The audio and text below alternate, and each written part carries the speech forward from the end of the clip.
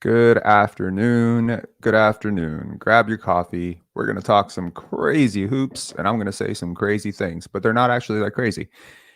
Look, I am always someone who follows the data. I follow my eye test and then I confirm with the data. And I think the data is telling me 6 games in that the Raptors have a sneaky, very sneaky contender that is currently sitting at 2-4. And I can hear you screaming at your screen saying, Rob, relax. Don't do this. Don't ruin your rep. You've been doing so well. I promise I'll prove it. And it's true. So I'm going to hit the intro. But before I do, I want to introduce some stuff. In my opinion, there are 4 criteria, really, to be a contender. You must have, in my opinion, a top 10 defense at minimum. You must have a superstar. You must have depth and veterans, typically older teams that have some sort of continuity from the previous year, tend to do better. And the fourth thing is you have to have a top 7 to 10 offense. Okay. The Raptors have 3 out of 4 things right now. They do not have a top 10 offense. They may have one of the worst half-court offenses in the NBA, if not the worst half-court offense in the NBA, but they have everything else. And 3 out of 4 ain't so bad.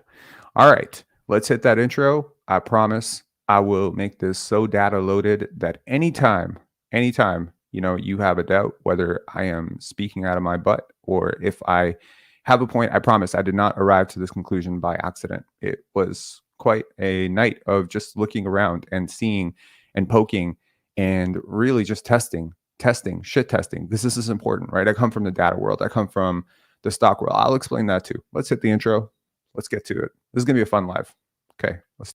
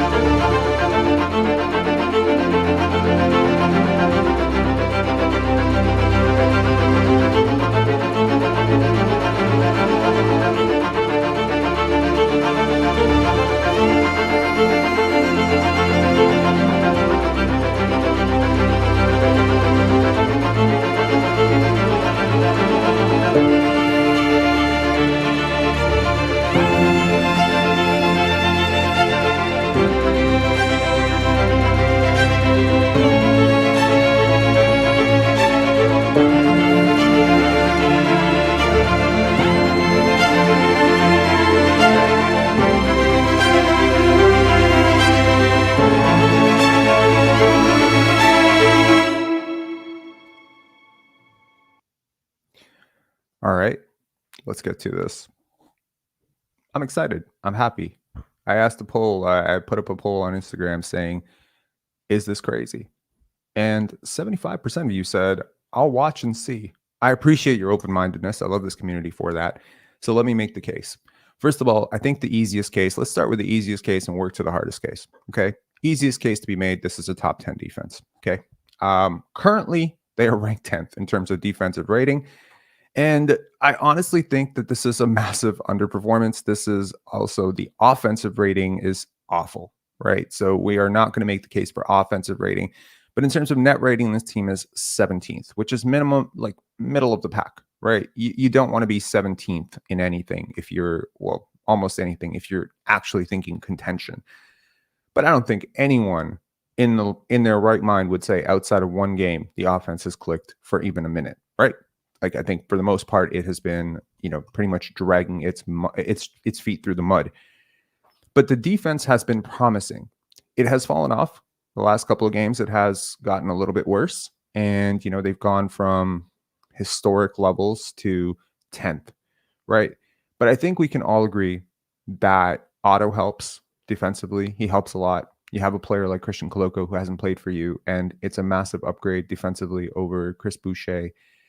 Gary Trent Jr., has been really bad defensively. There have been a lot of players who've massively underperformed. I don't think that in a realistic world, if you had bet me 100 to 1 that I would have said Gary Trent would be this bad 6 games in. He's not this bad a player. You have a lot of players who are underperforming. Pascal SIakam is massively underperforming, right? Christian Cloco hasn't played for you. Otto Porter has played one game. He's been healthy and available for every single game. They're choosing to bring him along slowly. I think if he plays all 6 games, not that I'm suggesting he should have, because I'm very happy that they're taking their time, he makes a huge difference. Not because he's one of the 10 best players in the league, but because of who he is playing over. Because really, you're talking about replacing maybe the 300th best player in the NBA with the 80th best player in the NBA. And in terms of lineup data, that type of shift makes a huge difference. Okay. The personnel defensively is really good. The Raptors have been good defensively through most of Masai Ujiri's tenure, especially the last 5 years. They've really doubled down on this long defensive unit, the long switchable wings. They do things defensively that most teams can't really handle. I've talked at times about, how uncomfortable it is to play against a team like Toronto Raptors. Nick Nurse addressed it last night that this is a team that can turn you over 20 times if you're not careful. I fully agree. When they put up the pressure, especially with backline defense and point of attack defense like Jakob and Schroeder, I think they've put a really great deal of thought into earning their keep on defense. So I don't think when we came into the season that I was projecting contender. I very, very much, assumed that Scottie would take a step. I didn't expect him to take this step. I assumed Pascal SIakam would be more or less the same as he was last year, as he's in a contract year. I assumed Gary Trent Jr., given all the work that he put in the offseason, would be a gunner off the bench. And with all that calculus, I came up to a win projection that was roughly 44 to 45 wins, which is not really a contender, but in an East where there's a lot of parity, it's a streaky first-round team. Now, the data on the Raptors so far has been that, you're either one of two camps, right? You're camp optimistic. Scotty Barnes has taken an unprecedented leap up. Pascal Siakam has taken an unprecedented leap back. The two things kind of wash each other out. They do not, by the way. And ultimately, this team is 2-4 after losing 2 very winnable games. And really, you can make a case that the only team that they have legitimately lost to, and games where they really didn't have much of a chance, and I'll disagree with that too, are the 2 games against the Philadelphia 76ers, one at home, one on the road. When I was projecting this out right now, I expected us to be 3-3. We're 2-4. Right. Now, this could swing the other way very quickly because there are some players that are possibly overperforming.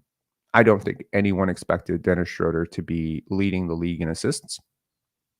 That's not necessarily a good thing, by the way, for this offense, but it has perhaps been necessitated by how hopeless some of the other players have been in terms of generating their own offense. So this is more like the Fred VanVleet argument of what you're going to do when he's got to do it. That's one element of this. I don't think Grady has had any sort of shooting variance luck, right? Like, I think easily he could make every single shot. If we could redo it, there's a 50-50 chance every one of those shots go in. They're good shots. They're open shots. He's just missing a lot of them, right? When you play a rookie in your rotation, you always have to factor in a little bit of a curve in terms of learning and development. A lot of teams that are contending don't play rookies very early on, especially ones as physically behind as Grady. He's giving up a lot defensively for you. A lot of your defense is struggling because he has to foul in order to stop his man. That's a part of what is going wrong with the Raptors right now, right? Malachi Flynn has been good and bad. Let me put it this way.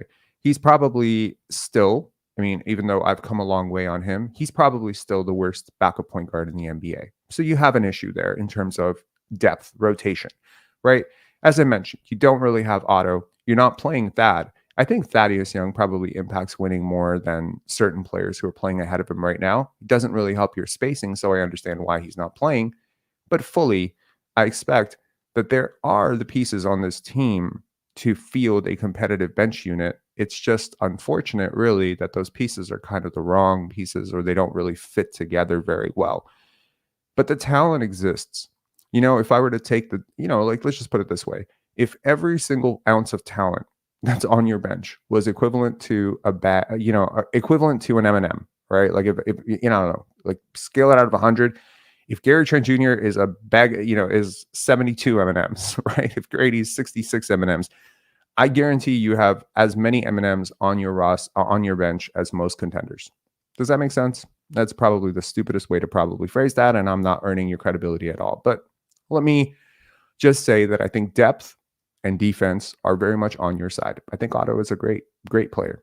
If he stays healthy, you have a real chance to have a competent bench unit because he calms a lot of things down. He spaces things out, provides spacing to a team that desperately needs it.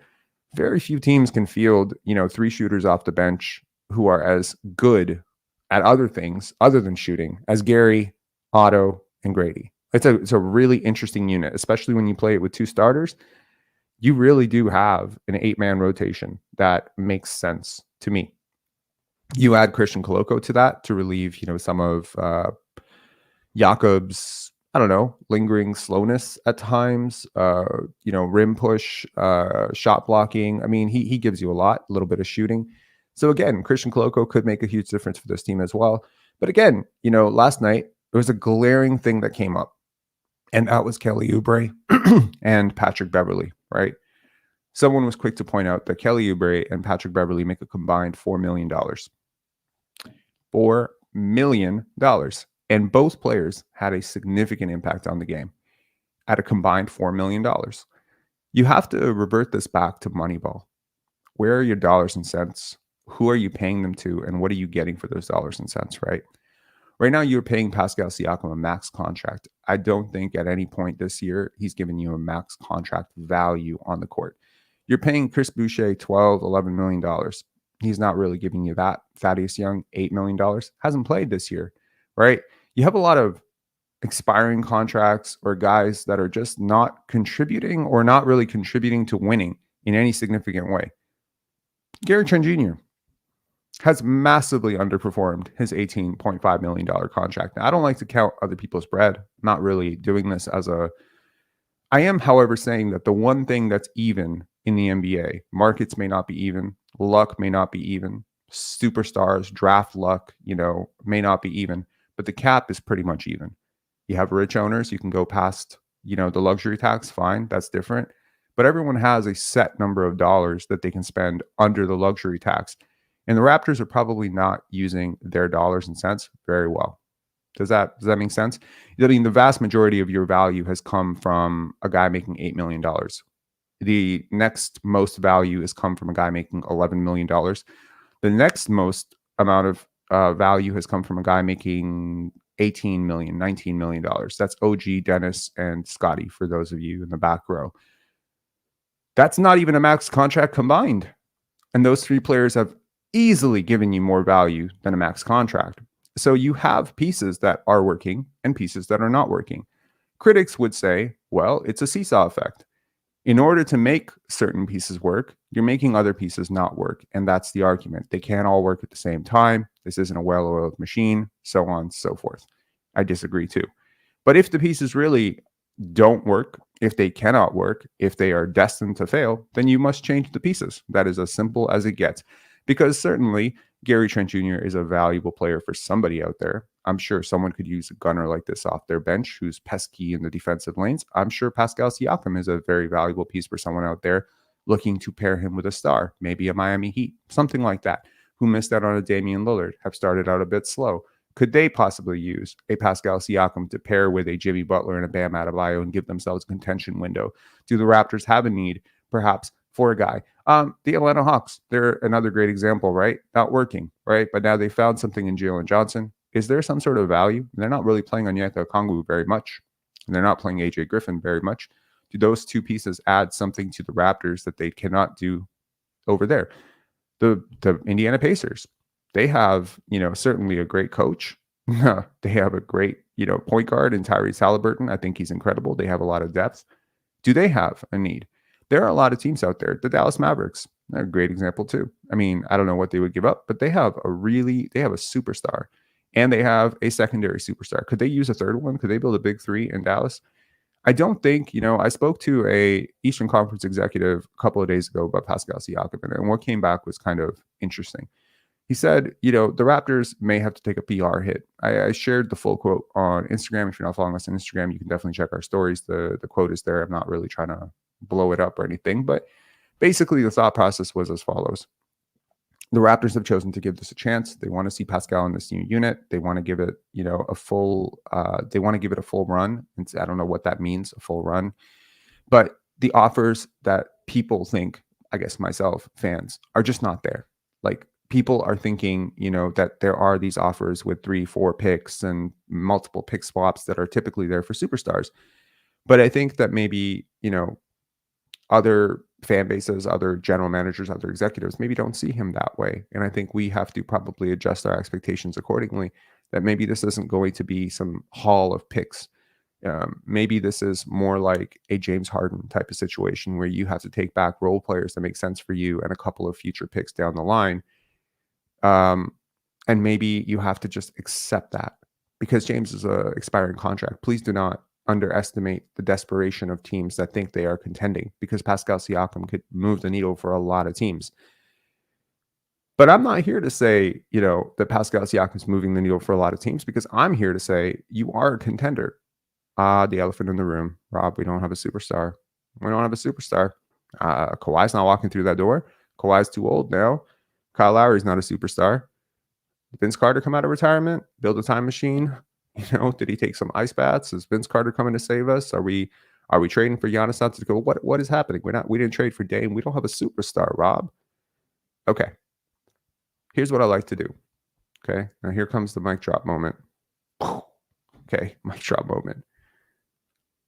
I like to play the variable game. Okay. So I'm gonna ask you to close your eyes and pretend right now that the Raptors do something absolutely insane. Okay.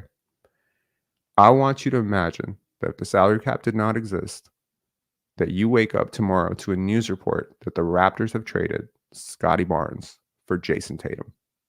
Okay. Just imagine that. You get one of the best players in the conference. He's incredible. Impact metrics suggest he's incredible. Now, how do you feel about your roster? You got Jason Tatum, you got Dennis Schroeder, you got Jakob Poeltl, O.G Anunoby. O.G Anunoby, wow, yo, contender, move out. This is a championship team, right? Forget contender. This is a championship team. Would you agree? Let me know in the comments. I mean, as much as you love Scottie, just tell me, if you swap Scottie for Jason Tatum right now, would you feel like it's championship or bust time? Be real. Be honest. Just be honest. Forget about Scott Plays 2K saying I'd be a little bit disappointed. Yes, I would be heartbroken. I would be crushed. No? Nah, need more playmaking. For real? Wow. So, I mean, maybe you guys don't rate Jason Tatum the way I do, but not really, honestly. First round exit. Oh my God. Wow. Yeah, Tatum's hella clutch. Bro, I think you guys are missing my point. I'm not saying to trade Scottie for Jason Tatum. Please understand. I will not trade Scottie for anybody. I'm saying, oh my God, chat. Yo, you guys are crazy. Yo, I'm not saying trade Scottie for Tatum. I'm just saying, imagine that there was a team out there. Okay, forget it. Let's say the Celtics traded for Siakam. Let's say they traded Jaylen Brown and, I don't know, Drew Holiday or something for Pascal Siakam. Now, like, it's hard, man. Like,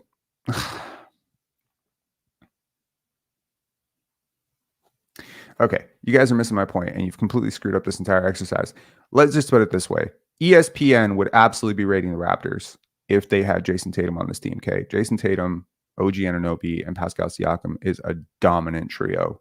That's an All-NBA. That's two-time All-NBA, and that's a Defensive Player of the Year candidate on the same team with Jakob Poeltl, Dennis Schroeder, Gary Trent Jr. I mean, you're really not thinking about this if you're getting emotional, okay? But the reason I asked you this is not to suggest that you should trade Scottie for Jason Tatum. Please understand, Jason Tatum is one of my favorite players. I love him to death. But no, that's not the point here. And you couldn't make that trade without gutting your roster anyway.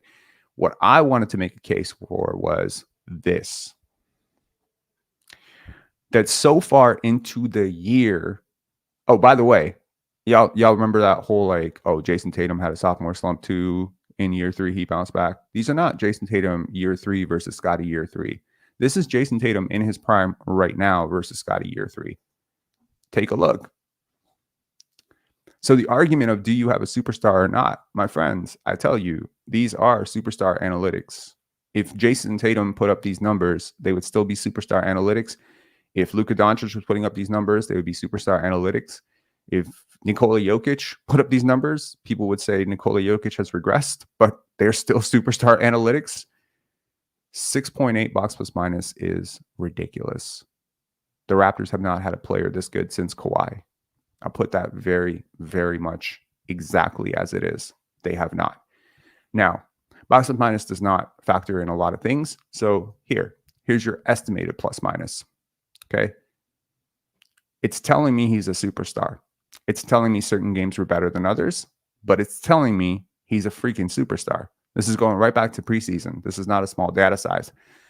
Now, small sample size bias, Rob. Come on. There have been a lot of players who've been really good for a few games, right? See, I think the reason that people are refusing to buy Scottie as a star right now, and they're kind of like cautiously pessimistic, is because they didn't see the jump that he took last year. And I've been pretty much on record for a year beating my drum that he is a superstar, that he's taken that step. He's he's kind of back in the offense a little bit. I thought he was an all-star last year. I thought he was an all-star capable player because I've never seen a player who wasn't an all-star do what he did in the fourth quarters last year. Now, here I want to go on a sidebar and just explain why numbers trick your eyes. Okay, the wrong numbers. Box scores were made for average casual fans to follow the game. Okay, they are meant as a barometer of what happened in the game, right? I can promise you that Joel Embiid's 28 points and Tobias Harris's 23 points are not equivalent, but Tobias Harris was way more efficient. So did Tobias Harris have a better game than Joel Embiid? Not even close. Not even close. Did Kelly Oubre, who basically had a lot of his offense generated off of pitch outs from Tobias and Tyrese and, Joel Embiid, was he less impactful or more impactful? Well, someone might look at this and just say, well, Kelly Oubre was equivalent to Tobias Harris last night. And he wasn't. He wasn't even close. Tobias Harris was amazing for the Sixers last night. But fans wake up in the morning, they read the newspaper or, they open up ESPN.com and they say 23 points is 23 points. I got to tell you, I do like to study the comments, and I studied the comments under the Raptors, social media account yesterday. And there was a lot of anti-Pascal SIakam stuff, right? Now, I'm not going to go into a tangent about why, it's just flawed or, I've probably been saying some pretty anti-Pascal SIakam stuff myself. But a lot of it was, bro, I bet on you. You can't have 10 points. You can't have this. I had you at 20 plus. See, this is a problem. You guys think fantasy league. You think in fantasy league and betting props. And that's really not basketball. That's betting and fantasy. Basketball is different. See, in basketball, it matters how you do things. It matters when you do things. It matters how you impact the other 9 players on the court. You will never, ever, ever hear a professional scout describe Fred VanVleet's 8 assists the same way they describe LeBron's 8 assists. They're not the same 8 assists. Box score may say 8 assists. Box score might say 20-20, but that's not the impact. That's not the reality. That's just the box score. The problem is we as a fan base, as an NBA fan base, not just Raptor fan base, but I think, some fan bases are a little bit more clued into this than others, really, really, really like to hone in on the box score. Now, I was saying last year that Scottie was probably, I was saying he and SIakam are like neck and neck last year. The numbers were telling you that SIakam was 10 times better, right?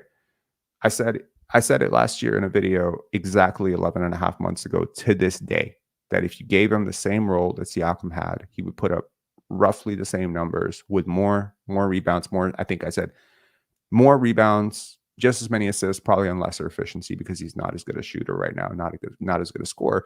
And people laughed me out of the gym. They said I was crazy. Now, look, it's kind of what's happening right now. And you might say, well, Scottie took the jump this summer. I'm telling you, Scottie took the jump last year. And you might believe this a little bit more if that jump had been allowed to be seen. See, everyone called it a regression. But the truth is that I look at when you do things. Now, here's an analytic that likes to look at when you do things a lot, because here's the thing. 2 points is not 2 points. That famous LeBron quote is 100% true. When you do things, how it impacts your actual team's odds of winning are very important. Andre Iguodala blocking that shot on LeBron James is worth more than 20 blocks, or maybe worth more than 5 blocks in the regular season. The problem is that as the game gets closer and closer, stars become better and better and harder to stop. The big moments, the Jordan game winners, the Kobe game winners, etc. Those guys are taking those shots for a reason because they're harder. They're harder.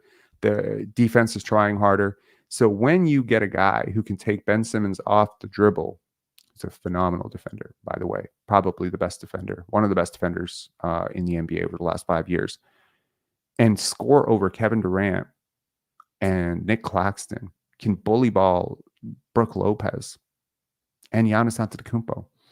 When you get a guy of that magnitude who can do these things, you have to realize how rare the air is on that. When you get a guy who can thread a needle on a triple team, when his back is behind the guy, in a tight leverage situation in the fourth quarter, you have to understand how rare that is. Most players can't make that play. In the end, it's 1 assist. In the end, it's 2 points, 12 points, 14 points. Media members like Josh Lewenberg and Doug Smith will say he plays 1 quarter. But this is not the reality of how NBA players see his performance. There's a big reason why when you listen to Kyle Lowry, Vince Carter, Magic Johnson, Kevin Durant, Ja Morant, listen to really great players talk, LeBron, Kyle. When you listen, KG, Charles Oakley, I mean, really, I haven't heard Michael Jordan's take on it, and too bad. I'll never hear Kobe's take on how good Scotty is. But man, listen to other NBA players talk about this guy, and they'll let you know exactly what you have on your hands. Toronto, you have a superstar. Here is, hold on. Here is, no, that's not it. Hang on one sec. Here's Scotty versus Tatum this year per 100 possessions. Right? Look at the advanced stats, man. He's given you more value over replacement so far. Granted, he's played 2 more games, so that's probably going to catch up even. Plus minus is right there, right? He's impacting winning in a really significant way. He's not doing it on super high usage. And here's the crazy part. I don't even think this is the best of him. See, I always look at small sample sizes and I say, what created the sample, right? Here are 3 things I think you really need to think about. Number 1, I think that the Raptors' offense and pieces around him have actually been disruptive to him. I don't think there's a lot that's helping him. Yeah, there are players that are certainly, providing a lot of relief.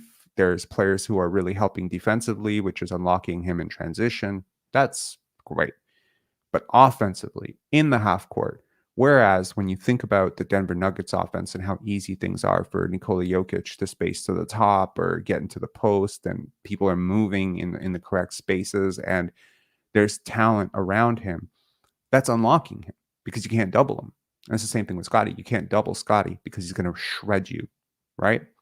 So this is important to realize that the pieces around him have not necessarily been optimized. You have Jakob in the paint, he's clogging the paint. You have Pascal SIakam cutting randomly everywhere or standing in the corner doing absolutely nothing. You have O.G Anunoby, who's missed the game. You have Gary Trent, who's not hitting shots. How much more impressive would these numbers be if guys were just hitting shots? How many times has he found Grady or Gary open for a shot and they just can't make it? They're missing it. How many times has he thrown a pass to someone who just can't catch it? This is important to realize. That's the first thing. His teammates are underperforming, and it's not because of him. Number 2, worth noting that he has played against some really good teams. 2 Nick Nurse led. Okay, think about the opponents. He's played against Rudy Gobert, game 1, right? And a very talented team. That is, by the way, currently, I believe, number 1 in net rating across the NBA. Or where are they? They're close. They're top 8 in the NBA. So the Minnesota Timberwolves have been incredible. Their defensive rating is number 1 in the NBA. Rudy Gobert is in a completely different world right now in terms of his conditioning. I heard about it in the offseason that he was going to come back for a big year. I'm happy to see it for him. He got clowned a lot last year. So good for Rudy. Bad for Scotty. First game, right? Terrible terrible matchup, right? So much size in the paint. Everyone's struggling really hard. They pull out a win against one of the better teams in the NBA. The Chicago Bulls, another really good defensive team. 2 Joel Embiid led Sixers teams, right? I think they're pretty good. Okay. I think they're a pretty good team. They're surprising me a lot, but they're good. Okay. Nick Nurse has them really dialed in on defense. They're guys who are playing defense for the first time in their lives. Tobias Harris looks completely different, really confident. This is a good team. That's 4 good teams. Then you have the Portland Trailblazers, the hapless Portland Trailblazers. And I think they're pretty much bottom 10, bottom 5 team in the NBA. That's the easy game you've had. You have the Chicago Bulls, as I mentioned. They're a good defensive team. And then you had the Milwaukee Bucks, and you took them to the woodshed. They had Brook Lopez, Giannis Antetokounmpo. I realize that they have taken a bit of a nosedive in terms of where they are. But please understand also that they are still, they're still a decent team. They're terrible in terms of net rating because of that game that they lost to the Toronto Raptors and got blown out. The 2 games that they've had are terrible. But Giannis Antetokounmpo was one of Scotty's primary matchups, and he absolutely bullyballed him. These are not easy games. He didn't do this against Charlotte. He didn't do this against Washington. He didn't do this. Detroit is interesting because they have Jalen Duren and Oscar Thompson, so they won't be a cakewalk this year. But there will be at least 15 to 20 games this year that are going to be easier than any game he's had so far, and he hasn't played any of them yet. Houston is going to be easier, way easier. Even if you put Dylan Brooks on him, I think he's gonna cook him. Washington, Bilal Coulibaly, okay, that's a good matchup. Denny Avdia, good matchup. But I think overall, they're going to struggle, right? There are a lot of teams that just aren't equipped to deal with him, Pascal, and OG. And if they're going to put their best defender on him, he's going to find open assists all night. The third factor that I would like to bring up in terms of why I don't think these numbers are nearly as good as they could be are 3 injuries that he's had already. And every single time you have seen the impact on the injury to the play. Every time, like clockwork. So preseason, last game, he rolls the foot. We're all worried. Is he going to play against Minnesota? He had a good game against Minnesota. He had 5 blocks, but you saw that the shot struggled. He struggled. It was the only game where he was under 20 points. Okay? So understand that. I do believe the injury played a part into that. Okay? Then he plays well. Then he has the game against Portland where he hits his wrist. And you see him grimacing. Wrist gets wrapped up. The rest of the game from that point on, he did not have correct finishing. It was the left wrist, granted, but he's going to his left hand a lot. And if there was pain in the left hand, suddenly the finish was different. He was going right a lot. Shot was a little bit different. You can literally go back to where those injuries have happened and follow the efficiency for the next 28 minutes of game time, and you'll see it every single time. The third rolls his ankle last night, started out blistering hot. I think he had 12 points. He was on pace for something like 50.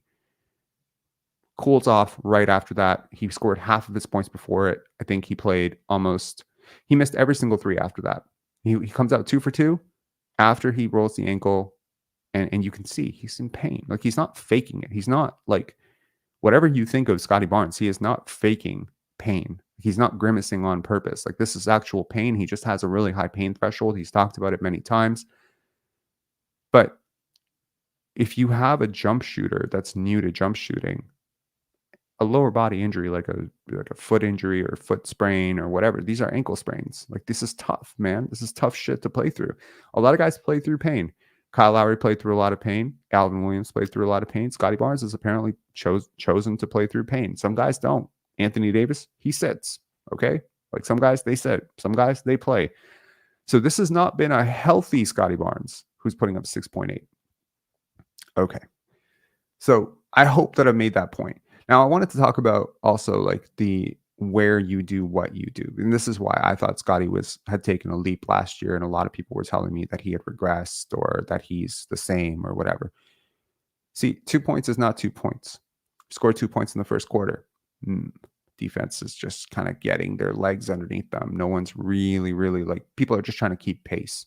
You know, most games, when you think about it, like think about betting odds. I don't know if some of you guys bet, or some of you guys, even when you look at ESPN's odds of winning, right? When you're looking at that, let's say a team is 50-50, right? In terms of odds of winning, right? And team comes out and scores 5 points in a row to start the game. So it's 5-0. How much do the odds move in the first quarter if a team goes up 5-0? They barely move at all. They barely move at all, right? Nothing. What if the team scores 10 straight points? How much do the odds move?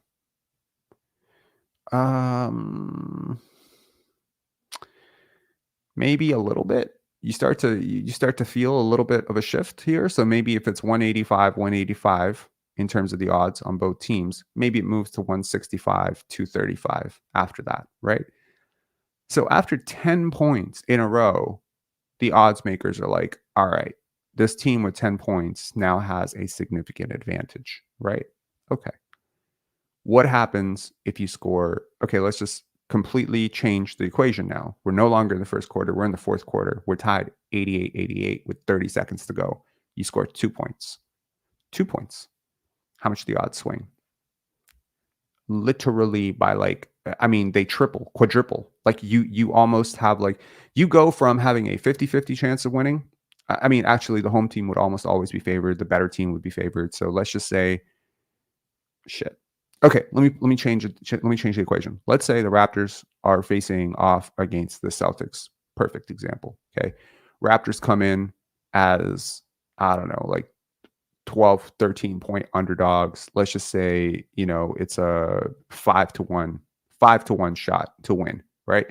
Let's say the Raptors go up 10-0 in the first quarter, right? They come out to 10-0 run, blistering hot. Dennis Schroeder hits a three.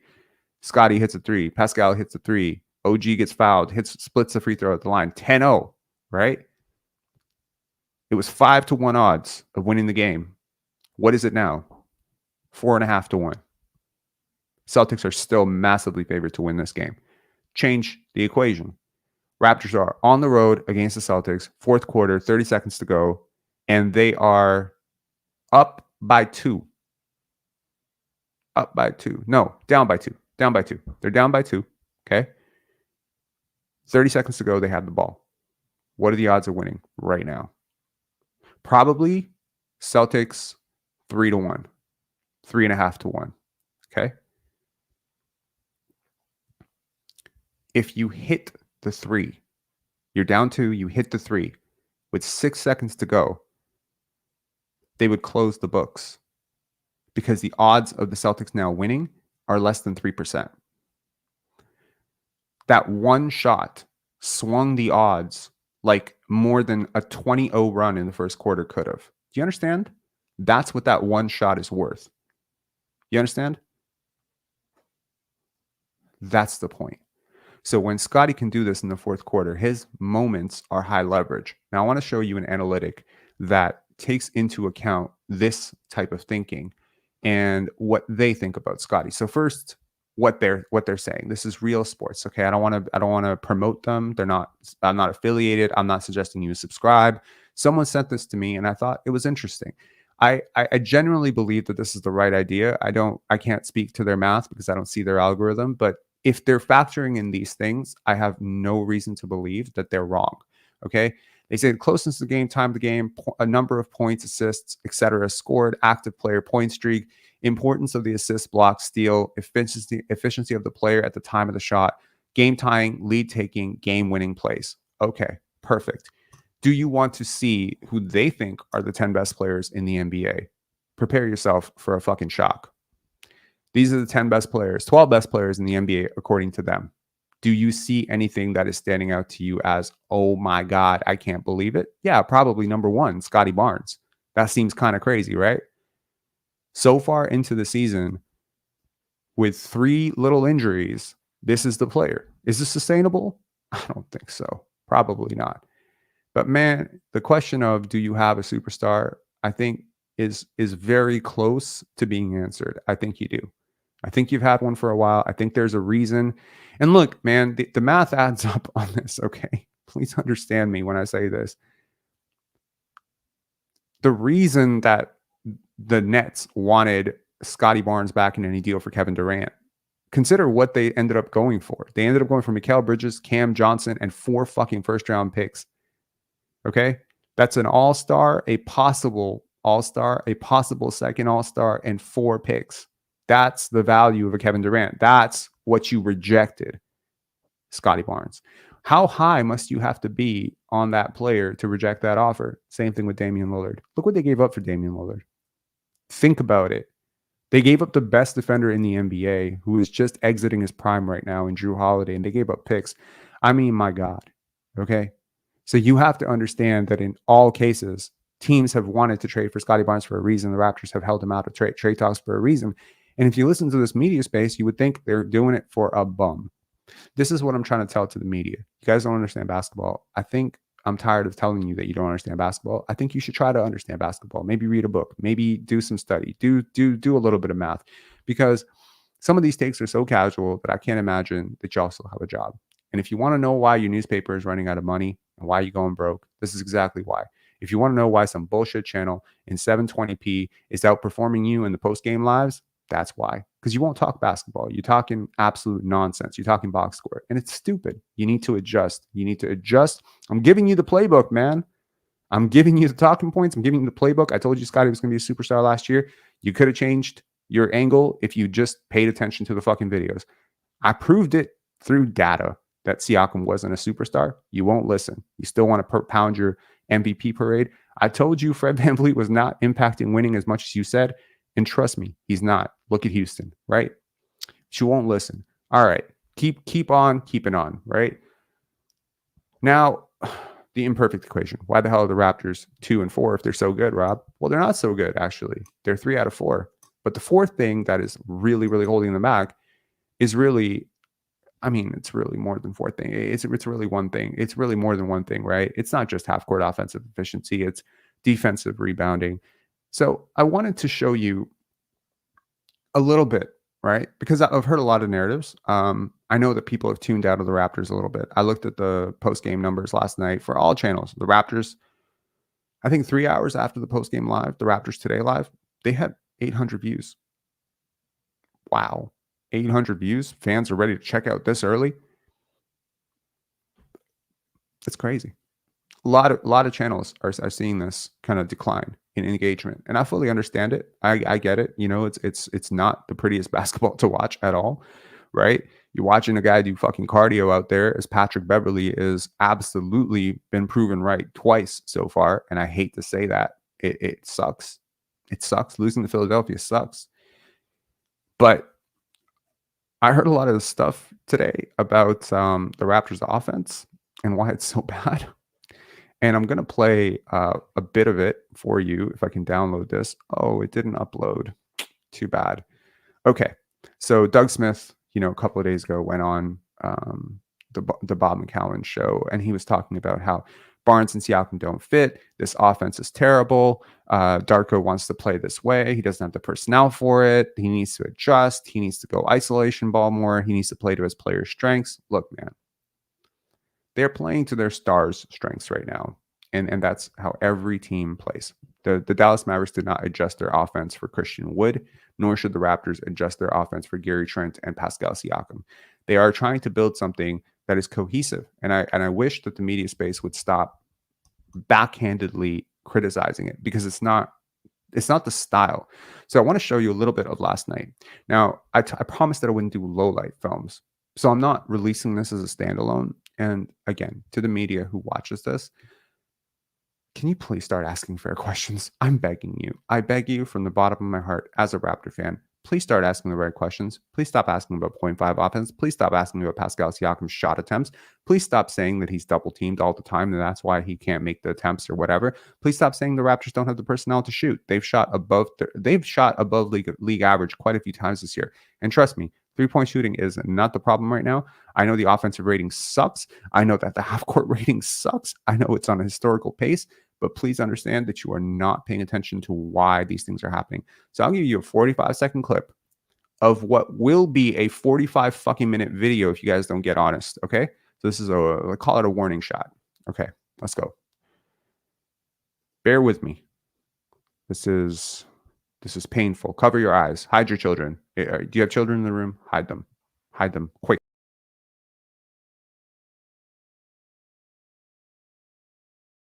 Okay.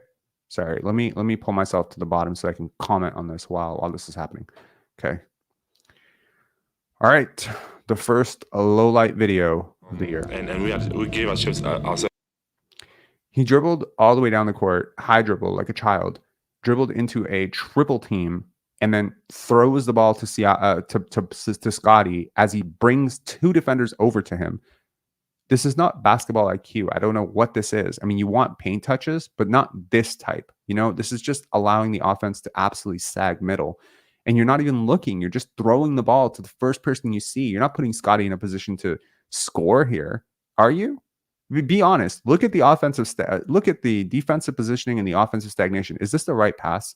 Just throwing the ball, dribbling into the, it's just crazy. Okay, continue. Have a chance to win. Now, by the way, he did score off of that possession before anyone tries to call me on that. He managed to take Tobias, I think, off the dribble and got past him. This was the first of 5 threes that Kelly Oubre hits. You cannot give an NBA shooter this much space. This is on Dennis and Pascal to communicate. They were just hanging out in the paint, and they didn't even realize that you got Tyrese Maxey and Kelly Oubre loading the weak side. Strong side, actually. How can you possibly ignore 2 shooters this good and just leave them open? I mean, look at the other side. They're not leaving OG and Grady open. Why are you leaving Kelly Oubre and Tyrese Maxey this open?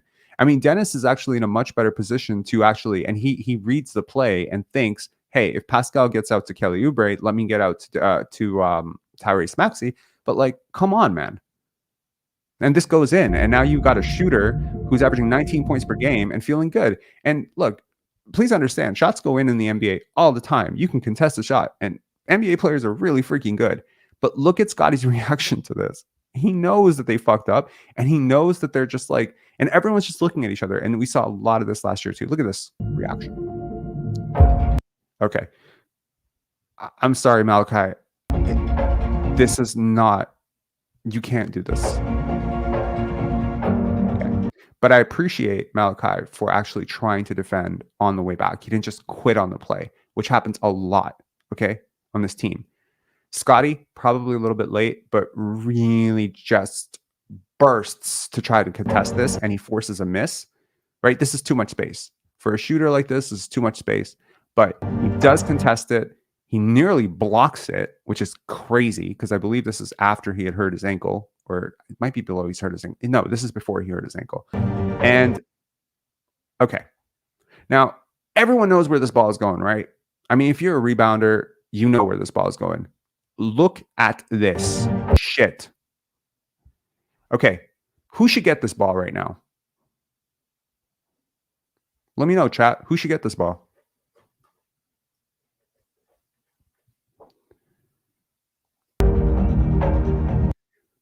Bro, what the fuck am I watching? I lost my mind when I saw this, okay, in real time. So stop criticizing 0.5 offense. This has nothing to do with 0.5 offense.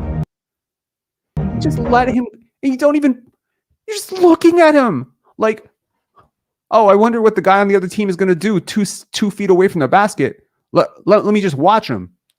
Bro, this is pathetic. Yeah, call him out. Call him out. I don't like calling out other content creators. Did it a lot last year, but like, bro, you guys got to stop poisoning the well with your bullshit. You got to watch the fucking tape. And by the way, this is, let me clarify. This is 45 seconds. This is not even the worst 45 seconds. I'm not trying to show the absolutely crazy shit. I'm just showing a little bit. This is a little bit. I'm not joking when I say I have 45 minutes of this. You guys better be honest. I'm not trying to sound unhinged here, but it's crazy for me to watch one thing and to hear you guys ask the complete opposite questions and then present yourself as smart. You're like, oh, we're super smart. We break down the plays. We watch the film. No, you don't. Or you do, and then you're ignoring things. Or you do, and you're too stupid to realize what you're watching. But I mean, like, come on. I mean, look, the reason for these fucking lowlights is not because I hate on a player or whatever. I want you guys to stop lying. You stop lying, players are going to play better. Honestly, nobody wants to be called out like this. But if you keep calling out the offense, and this is the issue, And you keep saying Darko's system doesn't work. And dudes are just fucking like letting guys just go to the basket and not even like, how can you win a game like this? That's my question. Your defensive rating has fallen off a cliff over the last few games. Like, how can you? This is why. Jeez. Look at Scotty just clapping. Like, wake up, bro. I feel terribly for this dude. He's actually like, I want to be clear, just to keep it a buck with you and 100% honest. He's probably seeing that they didn't box out, but he's clapping to get the ball going in transition. Stop, like. Okay, continue. Okay. Jakob Poeltl has fallen over. O.G Anunoby is splitting two defenders that he cannot leave. Dennis Schroeder is, I don't know, he's got the best front seat in the house to watch this. Scotty Barnes is going to try to contest, but I think this was after his injury. He probably he can't, and that's Joel Embiid. He's a league MVP.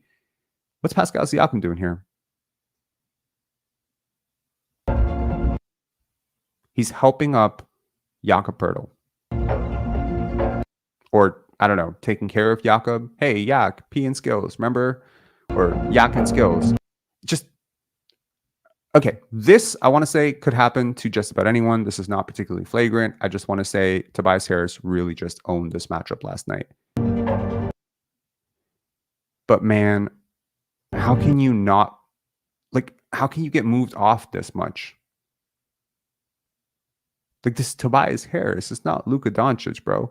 You made him look like a fucking superstar. Good contest by Yak from behind. Where's the rotation, man? That's your man. He beat Jakob Poeltl. How are you not offering help?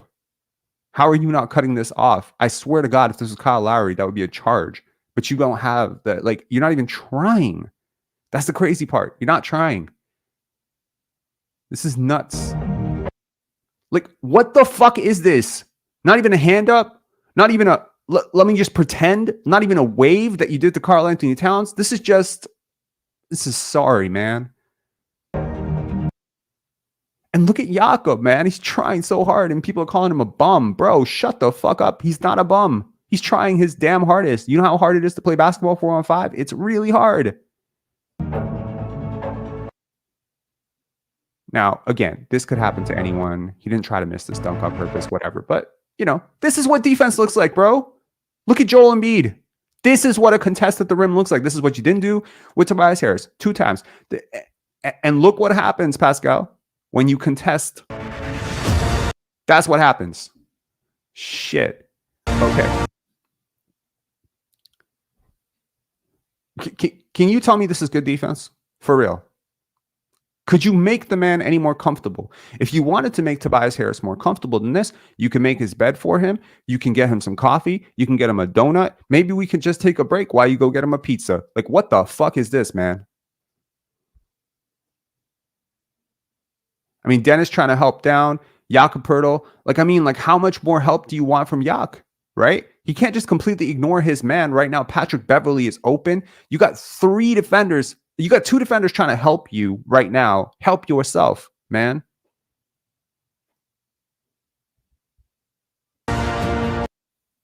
Like, this is too late. What the fuck is this? Bro, what the fuck? Bro, what am I watching here? That's Tobias Harris. That's not like that's not me. Like, if that was me, you can contest the slate for sure. You block me 10 times out of 10 if you contest the slate. But that's an NBA max player. Like, he's not as good as you made him look, but he's not this bad. You can't do this, right? This is trash. This is trash defense. Now, this is the hardest sell in the history of sells. Like, bro, I think, okay, let me know in chat. Do you think that Pascal SIakam is a fast player? Right? Y'all think that he's fast, right? He's fast. He's a really fast player, right? For his size, he's fast. Do you think Tobias Harris is fast? Is Tobias Harris Speedy Gonzalez? Is Tobias Harris Tyrese Maxey? See, I watched Tyrese Maxey blow past Fred VanVleet every single game in the playoffs until Fred VanVleet inevitably quit. And then Tyrese Maxey's entire, game went off a cliff because he had to go up against Scotty. But let me tell you something. This is not Tyrese Maxey. This is not Tyrese Maxey. This is one of probably the average-footed speed, offensive speed power forwards in the NBA. You are considered by some, Pascal SIakam, to be Scottie Pippen-esque. I've heard that, right? Watch this. If your eyes are deceived, bro, I just want to be clear. These are the highlights. I didn't even pull this from the game tape. I pulled this from NBA.com's 10-minute highlights. And I didn't even watch the whole thing. It's literally every play. Every play. Every fucking play. Watch this. Okay. Are you ready to see what Yo, bro, watch this. This is the stupidest shit you've ever seen in your life. Watch this.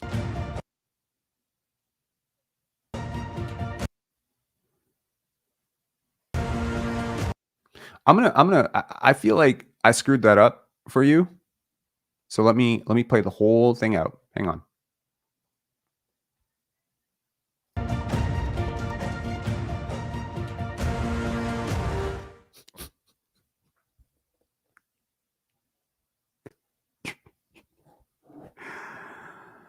I'm laughing only because I don't want to cry. That shit is fucking horrible. Okay. So when you tell me it's the offense, this and that and whatever, yo, chill on that. Okay. Now I'm not trying to do this every single day. Okay. I don't want to. I don't like these low light things. I think that they're bad.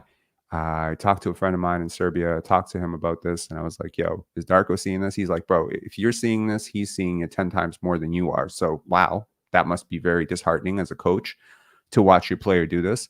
Every single night, Scotty and Darko have talked to the media after a loss. Okay, that's what leaders do. They talk to the media after a loss, and they have addressed the issue point blank without telling you who they're targeting. Okay, they're saying it's rebounding. They're saying it's pride. They're saying it's toughness. Is anyone talking about, oh, we don't have shooters? You think they're just lying to you? They're just like, oh, we don't have shooters. Messiah, get us some shooters. But that's what the media says. They don't have shooters. They don't have the personnel to play this way. Pascal Siakam's not taking enough shots. Bro, I watched y'all lie last year with Fred VanVleet. It drove me crazy. It's driving me even more crazy this year because I feel like last year I was like, this is a pretty mid team that's acting like that's being totally shit. This year, I feel like this is a potential contender being held back by really a few players refusing to buy in. So I think that the Raptors have 3 out of 4. What can they do to get 4 out of 4? Well, I don't know. Maybe there's a trade. Because right now you have about, let's say, I don't know, what's the cap sheet looking like? 40, 50, 60, 70. I say you have about $80 million of dead weight on your contract, under contract right now. And I'm not saying dead weight, but just players who are not contributing in a meaningful way towards winning right now. Do you take on a contract that another team doesn't maybe want to take with more years and give them cap relief and take back maybe a couple picks as compensation? Does a Davis Bertans hurt you that much right now? Probably. But does a Duncan Robinson hurt you right now? Maybe not. Maybe a Duncan Robinson is exactly what you need right now. And maybe, a Chris Boucher is what they need, right? And maybe you can take back a pick for it, or take a pick back, take a pick to take that contract on. I think the Raptors have had a lot of feeling of like, oh, we need roster flexibility. We need this, we need that. Okay, let me put it this way. This offense is only going to be as effective. This year is only going to be as effective as the habits that you are able to implement. If you allow half of this fucking year to go by and you don't even implement the offense that your coach is trying to create, not only A, is that unfair to your coach, not only B, is that unfair to us, not only C, is your bottom line going to be hurt. Nobody's winning here, Masai Ujiri and Bobby Webster. Your fans are already checking out. I trust me, I'm reading the comments, I'm seeing the views, I'm seeing the engagement. This is the lowest I have seen Raptors engagement this early into the season. It's crazy. I mean, maybe you'll get a pop next game because Wemby's coming to town, but that will not be for your team. That will be for Wemby. And for the Raptor fans out there, to those of you who watch this, pay attention to this team. You have an actual superstar for the first time in a very long time. And unlike the other one, this one is technically not even in his prime yet, number one. Number two, cares about defense. If we're talking about Vince, right? I love Vince, but never really a defender. This one, he cares about defense. So he not only has the brain to be a superstar and impact the game on offense, he also has, as a scorer, he also has a game to impact the game as a passer, playmaker, and as a defender. This is huge. And as a leader, you have everything with Scotty. Everything. Every fucking thing that you could possibly want. You build a superstar in a lab. The only thing you would change is probably you make him a little bit more shifty and a little bit further along skills wise. The Raptors have a good one here. They have a really good one in OG. I know it's not perfect. I know he still trips over his own feet, but man, his defensive ascension here has been incredible. I think they have pieces that work on a contender. Pieces like Jakob Poeltl. I think Jakob Poeltl will play on any contender. I think Dennis Schroeder would play on a contender. I think, Otto Porter would play in a contender. All of these players are still technically in their prime. None of them are 35, 36 years old. Every player I described is 29, 30. So you have a little window here, and you have a guy who needs playoff reps. Scotty Barnes needs to get to the playoffs this year. You need to make this happen. You absolutely need to make this happen for a multitude of reasons, but most specifically because if your window is to compete for championships, I think that window will start next year. Okay? That's how close you are. So, Masai, in the famous words of Nike, just do it, man. Just do it. It's like what the Sixers did with Harden, right? They just did it. They didn't have to hold out for Terrence Mann. They took 2 picks, right? Thank you, man. I'll answer your question here. Just give me 1 sec to finish my thought here. They took 2 picks. Took a 2026 protected, 2028 unprotected, or invert that.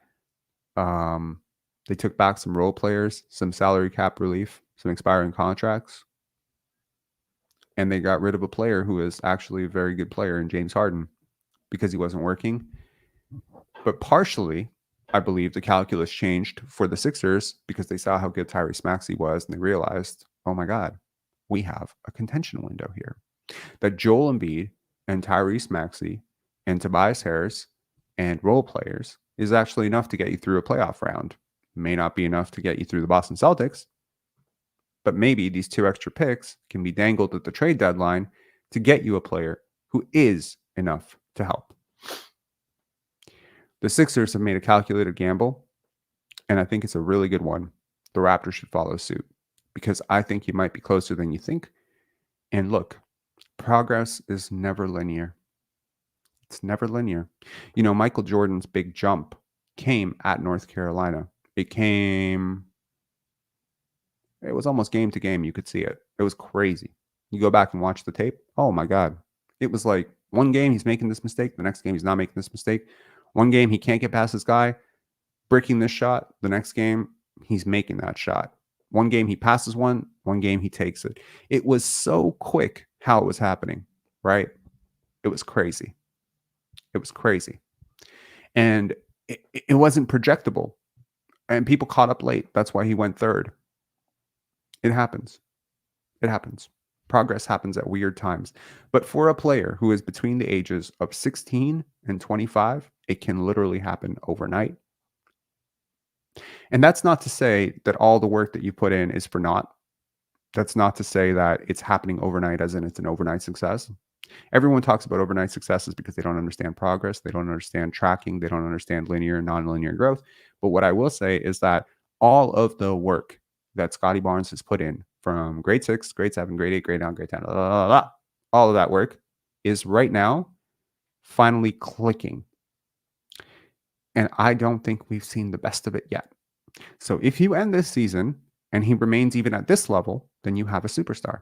If he ascends beyond this level, then you have a really, really like an ascending future MVP, guaranteed 2, 3, 4 time MVP type of player. And you don't want to waste those years of that player. Take it from Cleveland. They wasted a lot of LeBron's early years putting really shit rosters around him. And in order to compete, he needed to go to Miami. You don't want this one to have to go to Miami because guess what? He's from Florida.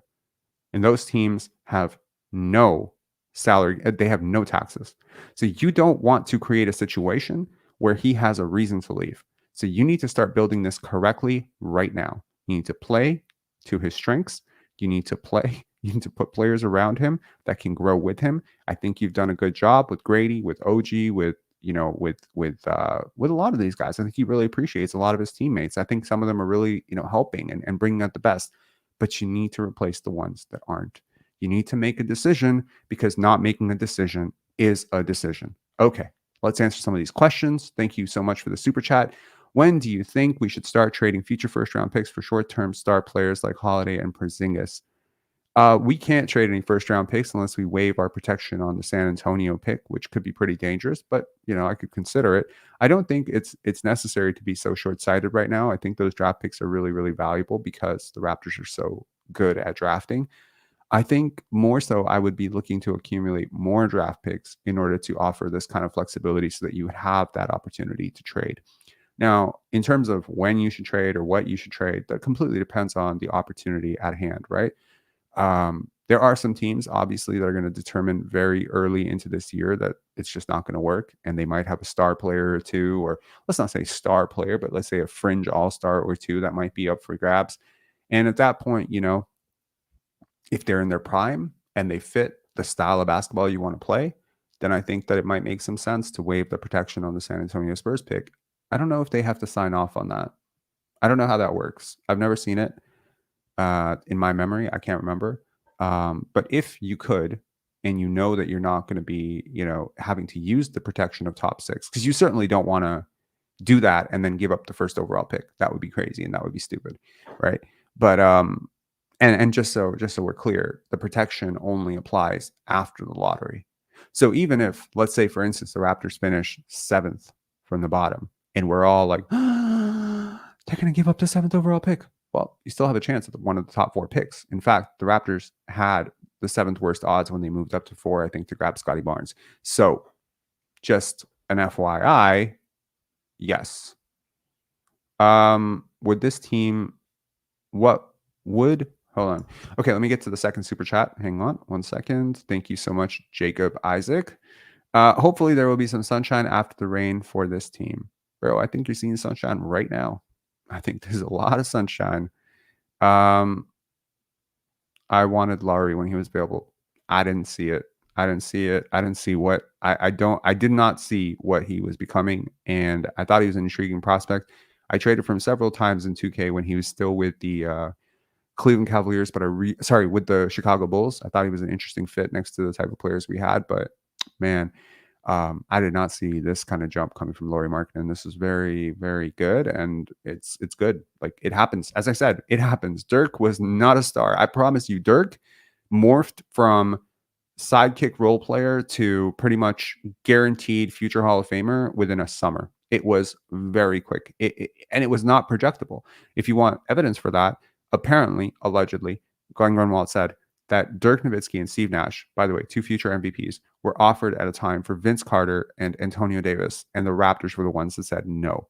Now, this is crazy. Mark Cuban has denied this vehemently, which I understand why he would, because nobody wants to be known as the guy who almost traded a future MVP and finals MVP like Dirk Nowitzki for Vince Carter. But apparently, Glenn Grunwald, very honest guy. I have no reason to not believe him. I have every reason to not believe Mark Cuban. So that was real. But you could not see what Dirk was becoming at that point unless you were watching very intently, unless you were watching his training sessions. It's the same thing with DeJounte Murray, man. Look, sometimes you're wrong, sometimes you're right. With DeJounte, I was right. Ever since he was a rookie, I started to really follow him, follow his dad, really just get an idea of where this guy was coming from and stuff. It's the same thing with Jason Tatum. Followed his journey all the way from Duke to the NBA, his mom, everything. You get a better read on certain players and you just see what drives them, what motivates them, what could stop them, what won't stop them. And you just start to make a more calculated and accurate projection. I think a lot of people after year 2 were saying Jason Tatum was kind of done, that it was a fluke. First year was a bit of a fluke. That, it was a sophomore slump, that he was going to probably settle into a 3-4 time all-star. And I was like, nope, superstar. I see a superstar here. So yeah, so I mean, look, sometimes I'm wrong. I'll take it, but probably not a hot take at all. Anyways, check y'all later. Have a good one. I hope this live was nice and, I mean, I know it was a little bit angry at times, but hopefully I'm learning to be angry while smiling a little bit better. Please hit the like on this video on your way out. Good luck to the Raptors. They have a day off today. They have a day off tomorrow. Hopefully some conversations are had. Some veterans, Garrett Temple, Thaddeus Young, Otto Porter, these guys can talk some sense into this locker room. And I just want to say that if Pascal SIakam were to have a change of heart and were to buy in to what's happening, and Gary Trent Jr. could buy into this offense and just trust that his numbers will take care of themselves, and that if things are good, the Raptors will take care of both of them, because they have always shown, right? They have always shown an ability or a willingness to take care of their own, right? Then I would like to think that this team could be really, really good with them too. But if they won't buy in and they can't buy in, then it's like that old Nick Nurse quote, right? If he buys in, he fits us. If he doesn't buy in, doesn't fit us. I think you need to give your coach, your young coach, a real opportunity. I think you need to give your, ascending superstar a real opportunity to play a brand of basketball that's beautiful to watch. And I think you can do it. And yeah, it's a bit of a risk, bird in the hand, bird in the bush argument. But I think it's a really good risk to take. And I think the longer you don't take it, the worse this will get. Talk to y'all later. Have a good one. I hope this was fun. Thank you guys for the super chats. Really appreciate it. This month is off to a really dope start. Take care. Bye.